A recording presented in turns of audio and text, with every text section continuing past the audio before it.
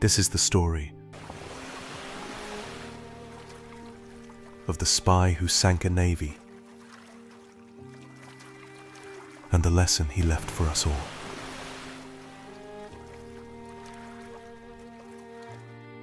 War is a monster that feeds on young men's lives. In 1941, the Mediterranean was its stage.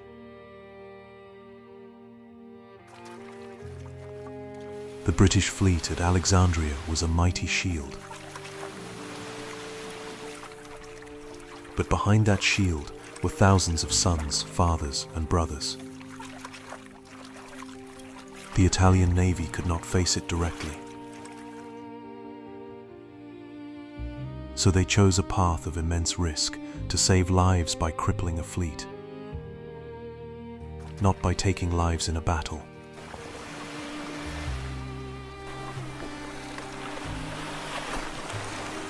Their weapon was a testament to the human mind's creativity. In dark times, the WWII, a manned torpedo. But its true weapon was the two men on it. Their courage, their trust in one another, their willingness to sacrifice everything. They were not faceless soldiers. They were partners, bound by a brotherhood, deeper than the ocean. On a fateful December night, the submarine Scringy became a vessel of hope. 6 hearts beat as one as they prepared to step into the unknown. Among them Lieutenant Durand de la Penne and the young Emilio Bianchi. Emilio, remember your training, trust your gear, and trust me. I trust you with my life, Lieutenant. And with that sacred trust between them, they descended into the silent, crushing blackness, towards the lights of the fortress and their destiny. The net was their first judge. A wall of cold, unfeeling steel.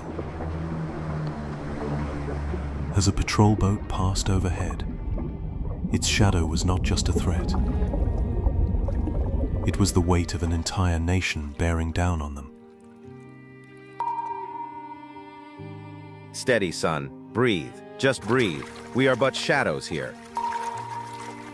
And in that moment, they were more than soldiers. They were ghosts, slipping through the gates of a kingdom. Their only sound, the beat of their own hearts. Inside, they didn't see enemy ships. They saw giants of steel, each one a home to hundreds of men just like them, men who dreamed of home.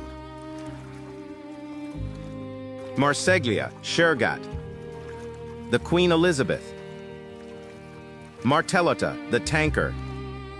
We take the Valiant. May God guide your hands. They moved not with hatred, but with a heavy purpose. They were there to save lives by ending a threat, a terrible paradox of war. Emilio, go now. Your life is worth more than this iron. Alone, trapped in the mud beneath thousands of tons of steel, De la Penne did not give up. He thought of his partner. He thought of his duty. And with superhuman will, he began to drag the heavy mine through the mud. This was no longer about war.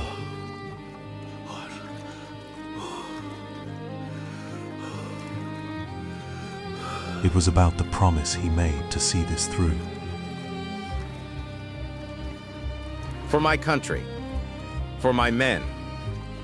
He placed the charge not with malice, but with a sorrowful respect for the great ship itself. Captured, soaked, and brought aboard the Valiant, they did not feel like conquerors. They felt the solemn gaze of the very men they had come to disable. You have audacity, I'll give you that, but your war is over. Sir, for the safety of the men on this ship, I suggest you evacuate. The real event is yet to come. In that moment, he was no longer an enemy commando. He was a man warning other men of impending danger, a flicker of humanity in the heart of war. As the clocks ticked down, a strange peace fell between captor and captive.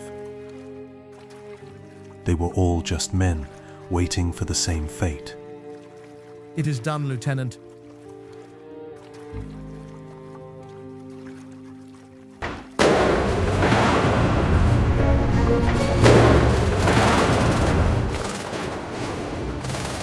The ships settled on the bottom of the harbor, but not a single life was lost that day. The mission was a terrifying, brilliant success. A fleet was neutralized through courage, not carnage. And in the end, that is the lesson. After the war, the British officers who had been their captors decorated the Italian commandos. Why?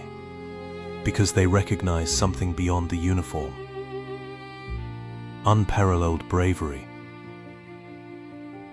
unwavering honor,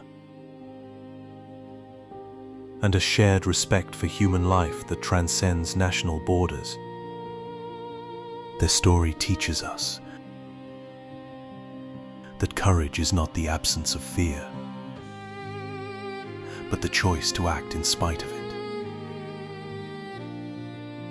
That honor is more powerful than hatred,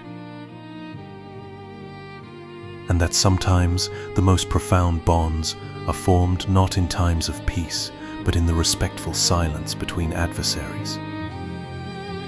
This is their legacy, a lesson for humanity. Remember their story. Share it.